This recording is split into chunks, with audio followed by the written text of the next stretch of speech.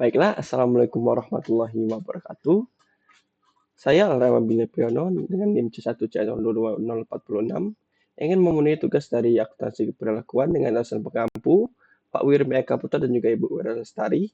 Dan pada kali ini saya akan membahas dengan aspek keberlakuan pada akuntansi pertanggungjawaban. Langsung saja pada materi yang pertama yaitu akuntansi pertanggungjawaban. Akuntansi pertanggungjawaban atau responsibility accounting merupakan istilah yang digunakan dalam menjelaskan akuntansi perencanaan serta pengukuran dan evaluasi kinerja organisasi sepanjang garis pertanggungjawaban. Garis pertanggungjawaban ini meliputi pendapatan serta biaya-biaya yang diakumulasikan dan dilaporkan oleh pusat pertanggungjawaban. Pusat pertanggungjawaban merupakan bagian dalam organisasi yang diakumulasikan secara menyeluruh untuk kepentingan pencatatan. Akuntansi pertanggungjawaban adalah jawaban akuntansi manajemen terhadap pengetahuan umum bahwa masalah bisnis dapat dikendalikan seefektif mungkin dengan mengendalikan orang-orang yang bertanggung jawab untuk menjalani operasi tersebut. Perbedaan akuntansi pertanggungjawaban dan akuntansi konvensional.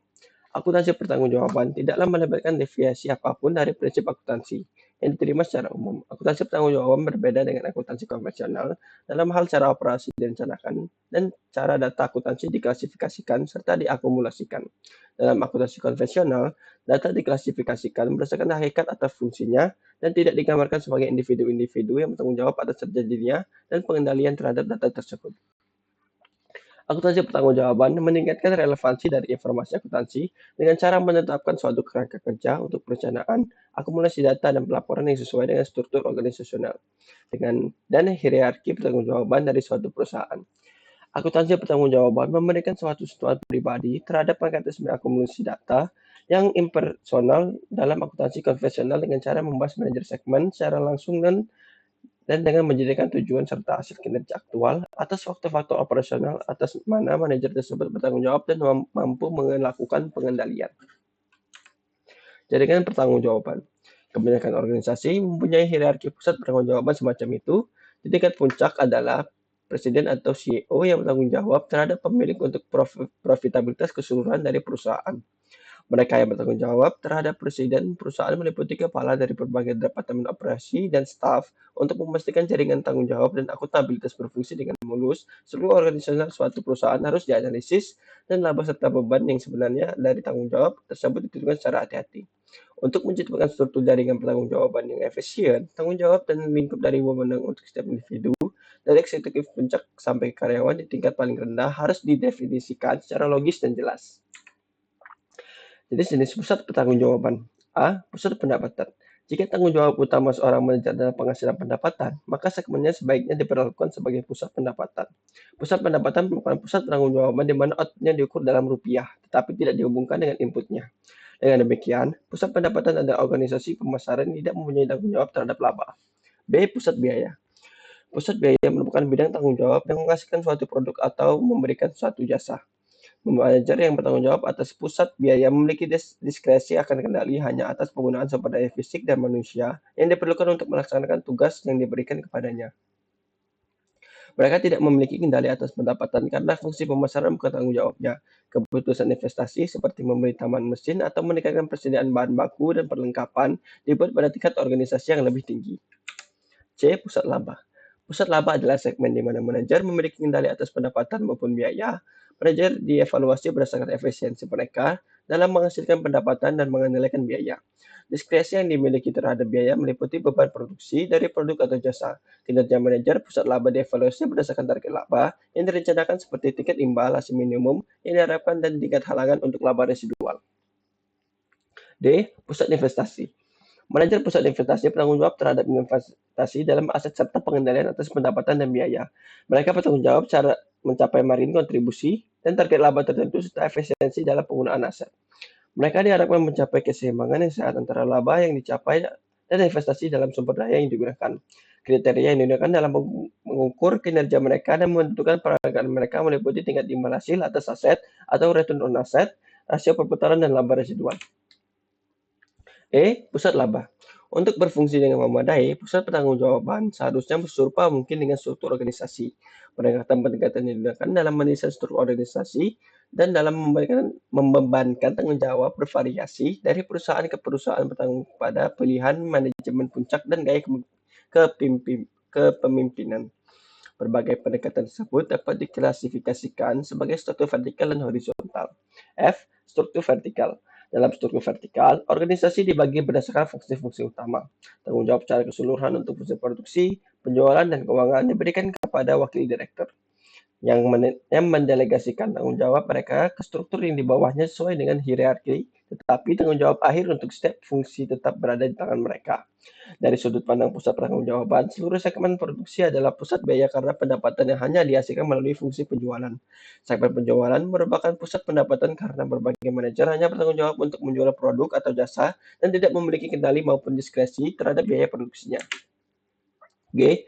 Struktur horizontal. Jika maksudnya adalah untuk membuatkan tanggung jawab atas laba dan investasi kepada beberapa direktur, maka struktur horizontal untuk mendelegasikan tanggung jawab adalah yang paling sesuai.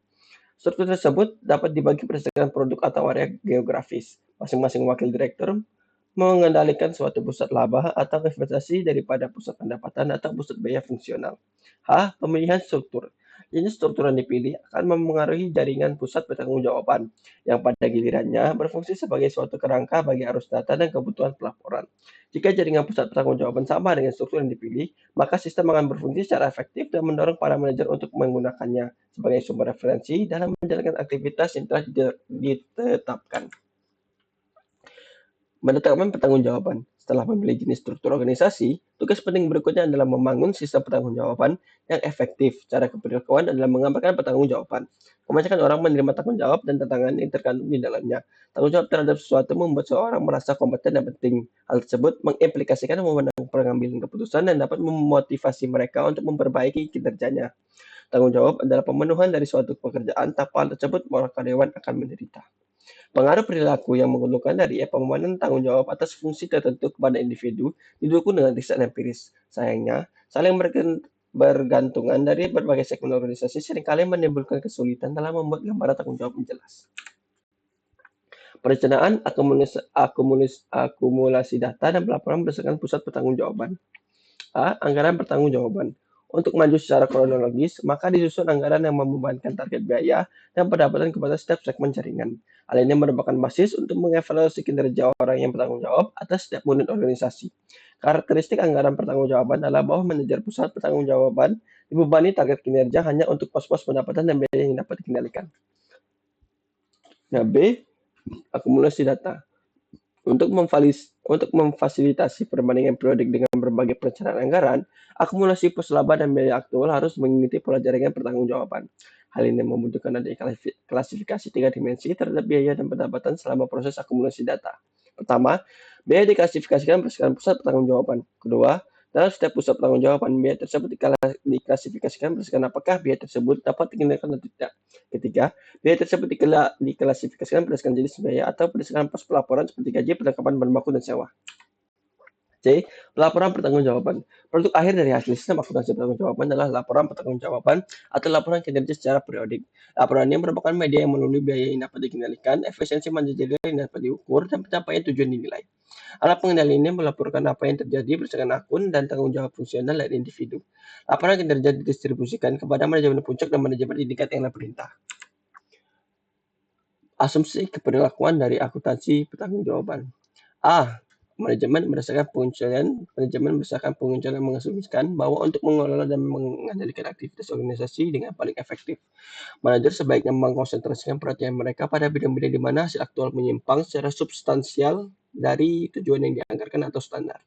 B. Manajemen berdasarkan tujuan. Akuntansi pertanggungjawaban memfasilitasi manajemen berdasarkan tujuan atau manajemen berdasarkan pengendalian diri. Hal ini merupakan suatu pendekatan manajemen yang didesain untuk mengatasi berbagai respon manusia yang disfungsional yang dipicu oleh usaha untuk mengendalikan operasi menggunakan dominasi. C. Kesesuaian antara jaringan pertanggungjawaban dan struktur organisasi. Akuntansi pertanggungjawaban mengasumsikan bahwa pengendalian organisasional ditingkatkan dengan penciptaan jaringan pusat pertanggungjawaban yang sesuai dengan struktur organisasi formal. Maksud manajemen punya untuk mendelegasikan dan menjabarkan dijelaskan oleh hierarki wewenang atau struktur organisasi yang menugaskan wewenang dan tanggung jawab untuk tugas-tugas tertentu berdasarkan tingkatan hierarki untuk mencapai pembagian kerja yang berarti. D. Penerimaan tanggung jawab.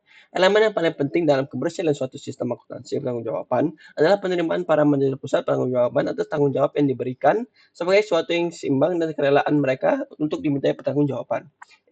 Kapabilitas untuk mendorong kerjasama pertanggungjawaban. Akuntansi pertanggungjawaban meningkatkan kerjasama organisasional dengan menunjukkan kepada manajer bagaimana aktivitas mereka sesuai dengan gambaran keseluruhan dan bahwa setiap orang bekerja untuk tujuan bersama. Akuntansi pertanggungjawaban juga meningkatkan kesetiaan pada perusahaan, harga diri, dan rasa penting dengan mengizinkan orang untuk memformulasi tujuannya sendiri dan membuat keputusan sendiri dalam kerangka kerja delegasi pertanggungjawaban. Terima kasih. Sekianlah materi yang dapat saya sampaikan. Apabila ada kesalahan kata maupun ejaan, saya mohon maaf. Saya akhiri. Wabillahi taufiq wa hidayah. Wassalamualaikum warahmatullahi wabarakatuh.